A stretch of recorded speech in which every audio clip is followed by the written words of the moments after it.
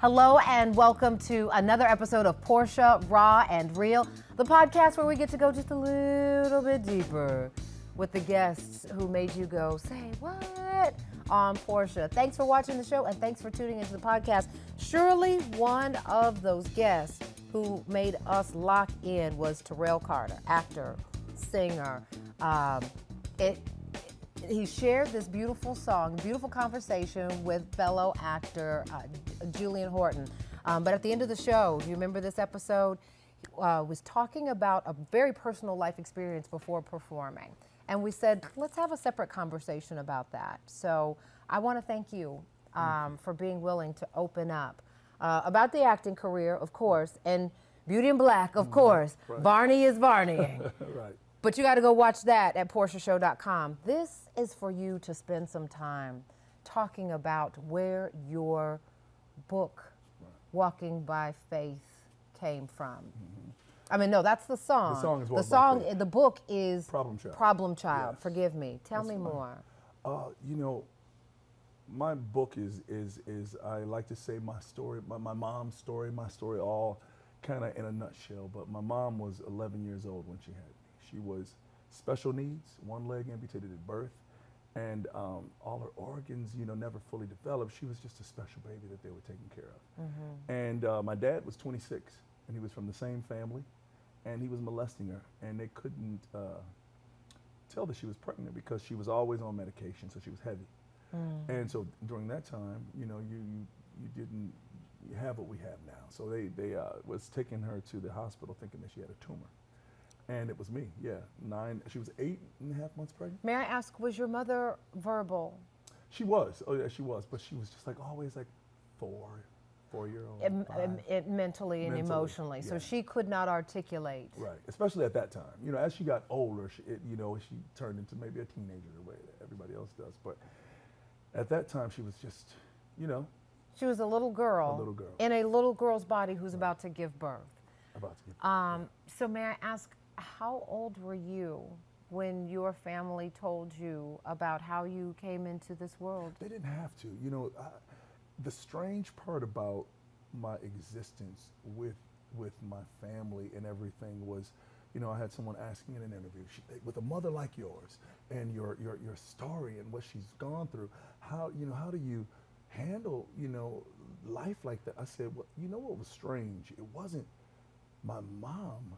It was strange that I was nothing like the rest of these people that I call family. They were anything that you can say in the dictionary when you say I'm picking up. It was every picture of every family member, and they were just these people that, unfortunately, were just, I don't know where they came from. My family was this, and a lot of them are gone on. Most of them are gone on. And we should say, because your mother is no longer with us, which is why you are able to talk about this so openly without,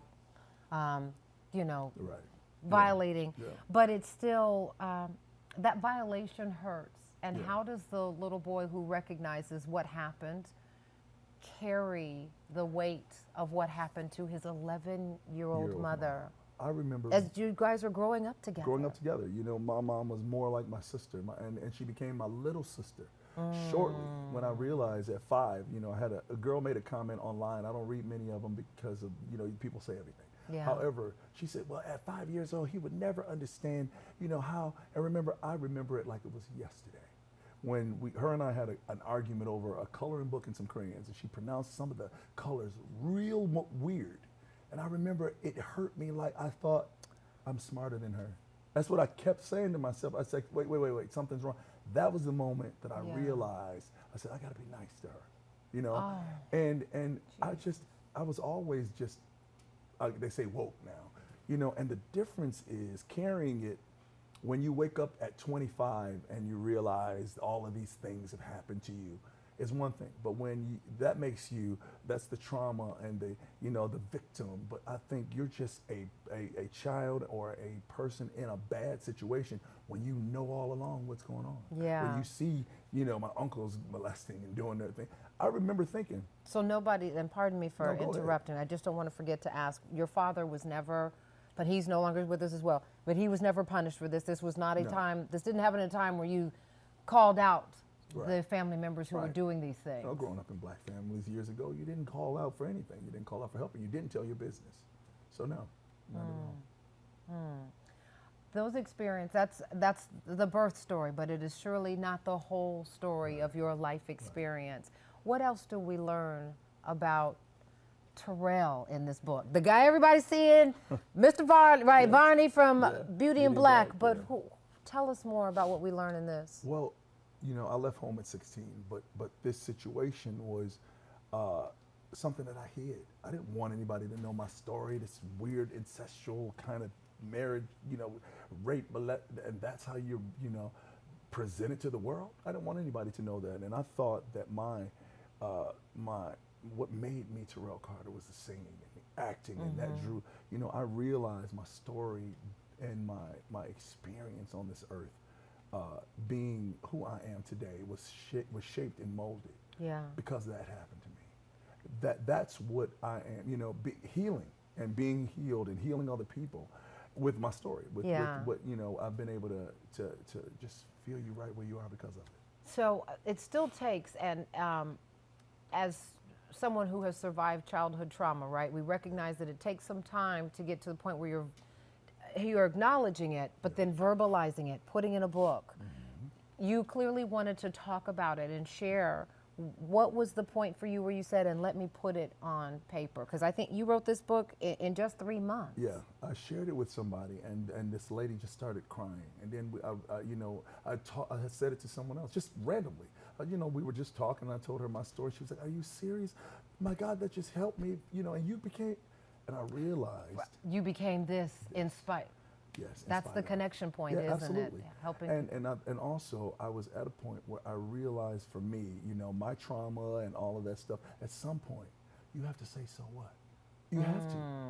And things that, you know, my dad. I was always about what my dad did and how I didn't like. You know, first of all, even with forgiveness, you know, with everyone, you know, says that forgiveness is for you. I got to a point where I stopped trying to figure out what forgiveness was for me. I thought, if I didn't do it, if I'm never going to be okay with what you did, why do I need to try to figure out where to put it so I can say that I feel better about it? No, you that's did it. powerful. You carry the burden. That's very powerful. I don't need to think about it. So there was no strange looks. There's no, you just. I had nothing to do with it. And at the end of the day, we all got our stuff, and we all got things we don't want anybody to know. And if he hadn't done it, I wouldn't be here.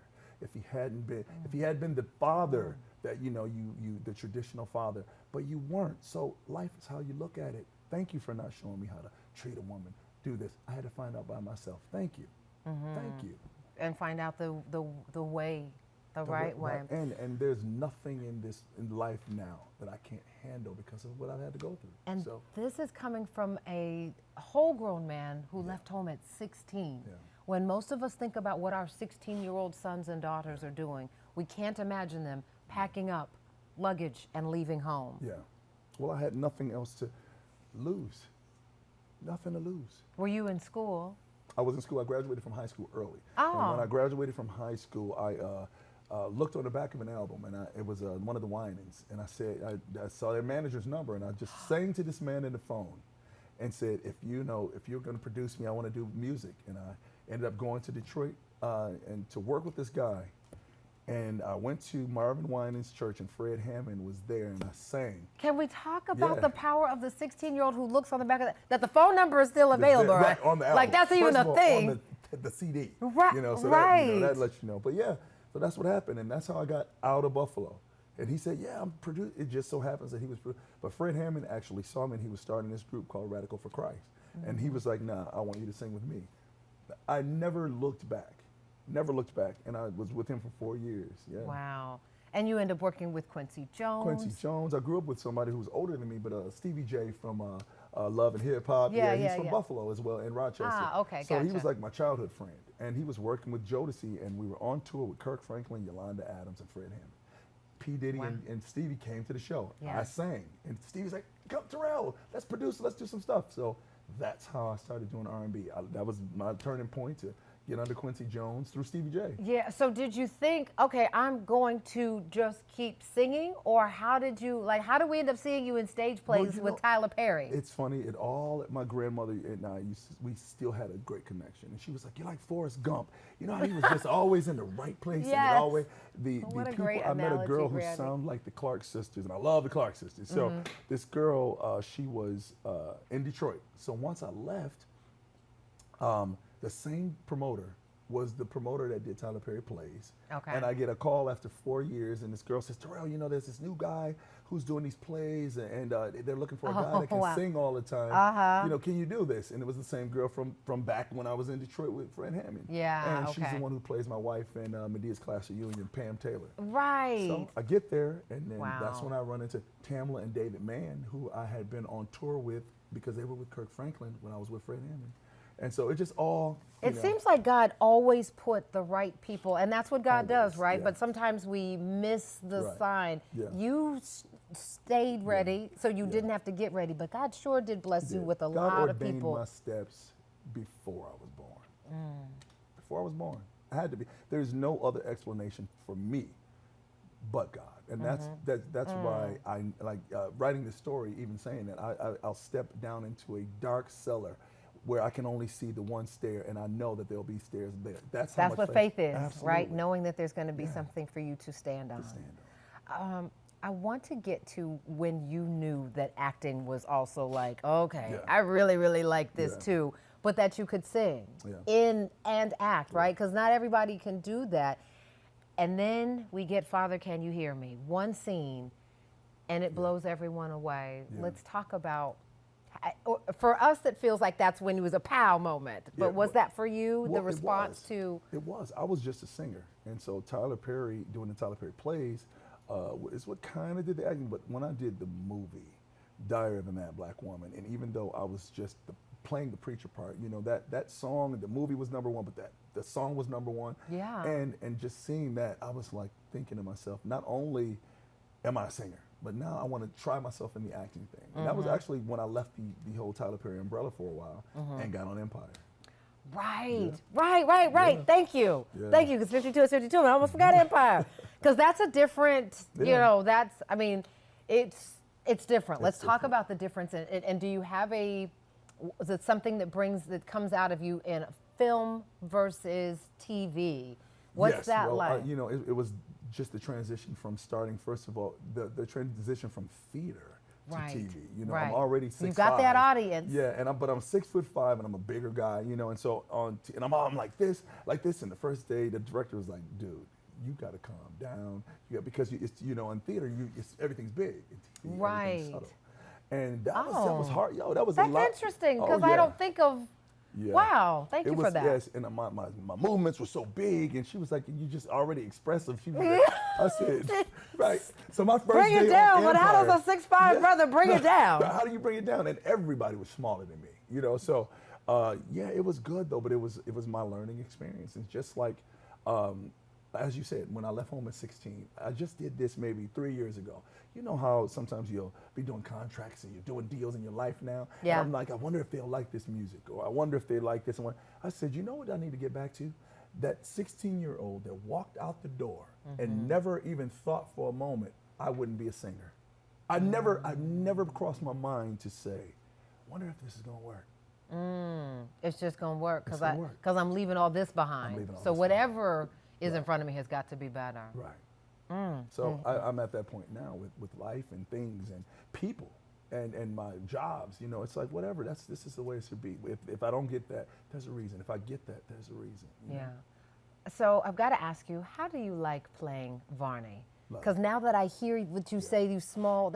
I don't want to say small down, right? You don't tell a 6'5", but you don't tell anybody to small down. But I get it. But it makes sense now in how you show up as Varney in Beauty and Black. There is a measured tone there, especially in the scene where everybody was like, he about to slap Roy to the next. How he just standing there for this B-word festival that's happening? Varney is, you know, there's sometimes when I'm thinking I would say something, but you know, but what I love about playing this character is it even teaches me things. I'll be honest, it teaches me the strength in things you don't say. You know, I'm definitely the type that I have there's strength and discipline. It is and holding. yes, and there's more power in what I don't say to you during an argument or disagreement or something, versus what I say to you. Because you're waiting for me to come back at you, then you can be justified in how you react. Yeah. You know, but with Varney, yes, some of it is his secrets. Yes, some of it is his, fear of the job.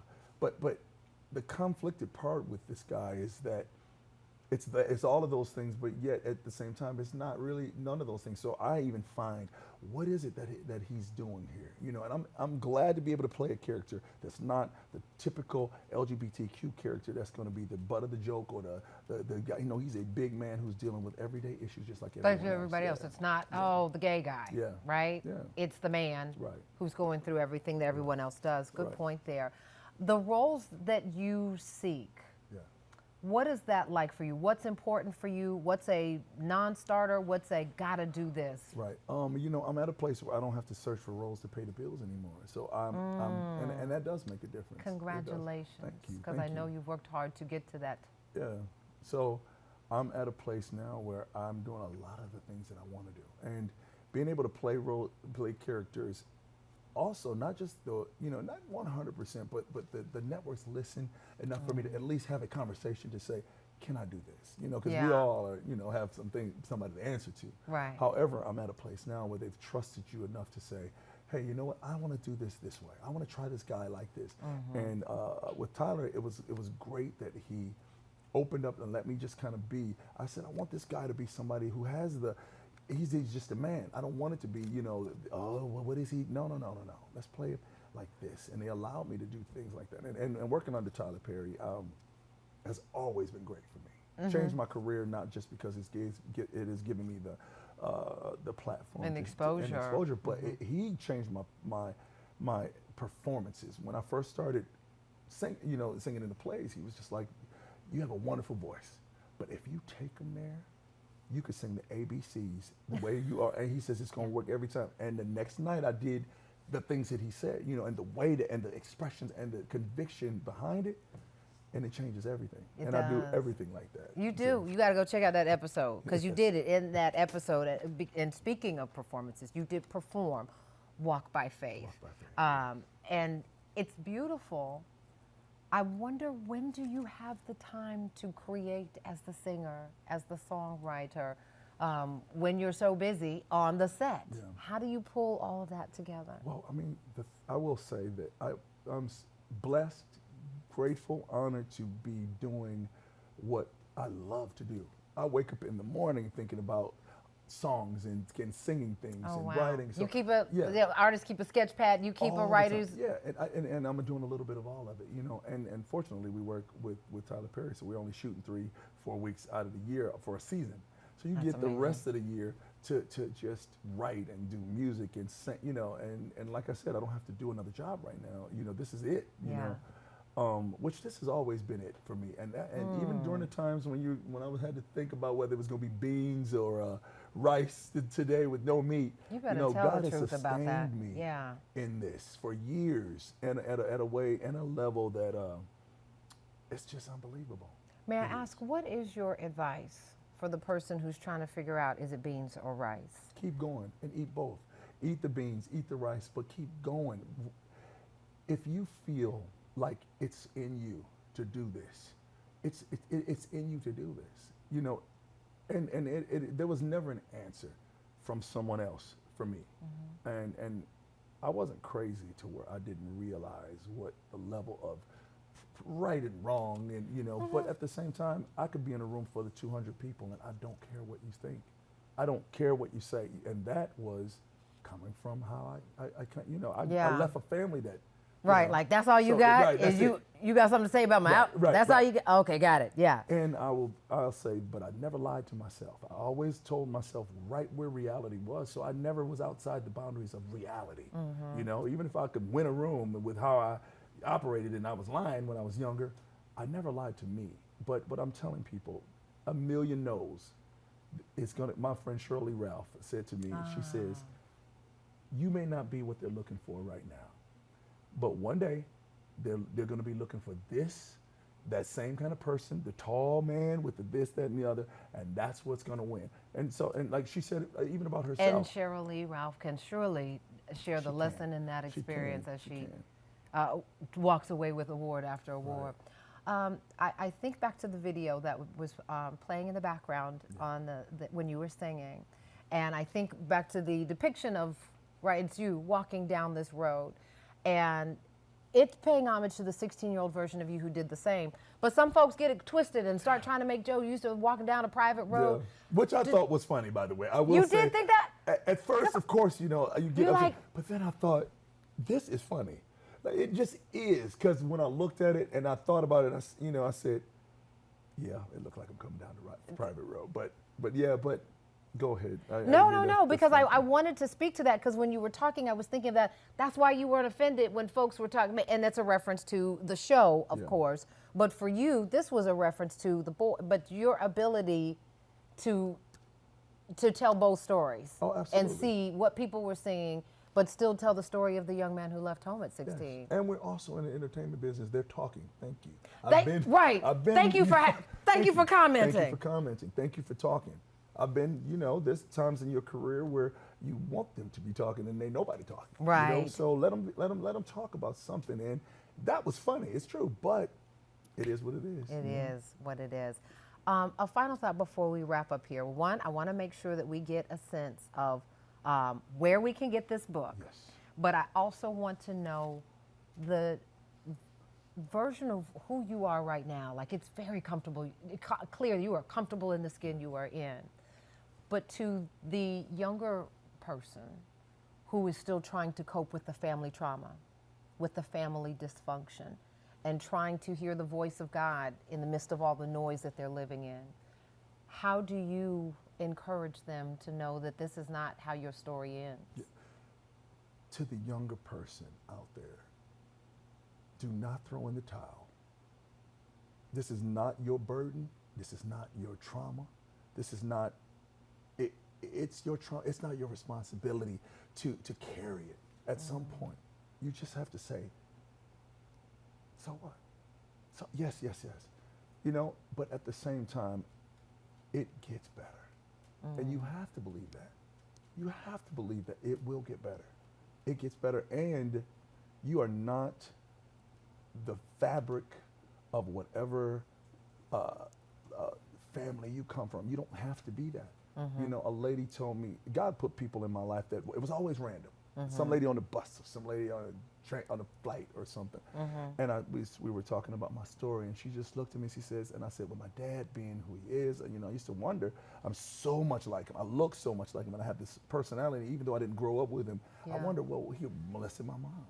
What kind of traits are him? She says, isn't it amazing how you can change the narrative and change the fabric of your own legacy? It sounds so simple, but it was so powerful. And to young people out there, you can change everything that you're dealing with. I know it may be hard. I know it's not that easy. We all think differently. But at the end of the day, just keep going. Yeah, because you will be able to say so what. It just might take some time. It may take some time, but trust me. Yeah. You'll be happy you did. God bless you for changing the narrative. Because that's such a difficult thing for our brothers who have been portrayed and depicted in so many different ways after trauma, childhood trauma, family trauma, and for the sisters, of course, right? But I think we're in an age now where there's a lot more nurturing, but you didn't get to enjoy that part of the nurturing where we just talk about all of it. So thank you for doing this. Please tell people where they can find your music, find your book, find more about you. You can go to Instagram, Terrell Music, on TikTok, it's Mr. Terrell Carter and Terrell Music. All of the other ones, Facebook is Terrell Carter. You can buy my book on Amazon. You can get it on Audible as well. I did a. Did you? Please tell me you tracked it. Did you narrate it? Yes, sir. Yes, sir. I'm locking in. I narrated it. I did. I was love a good about audiobook.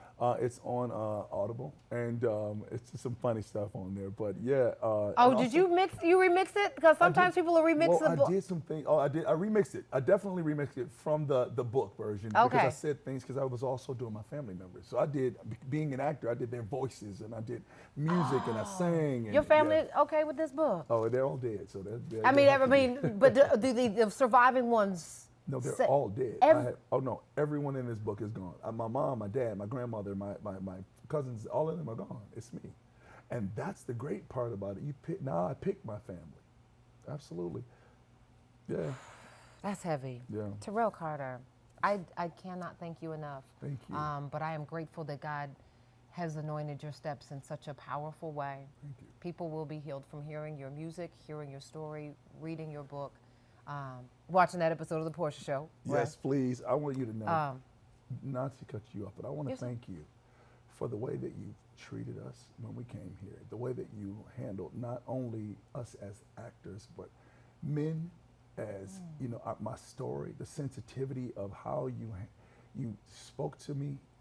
It was past just working with this. I'm telling you, I do a lot of these TV shows and I appreciate it, but I appreciate the way that you tenderly stepped around things and just made me feel so comfortable to be able to just talk to you like this. And I want you to know it did not go unnoticed. I appreciate that. And I'm going to honor your dear mother, Candy. We call her name as well, Ashe.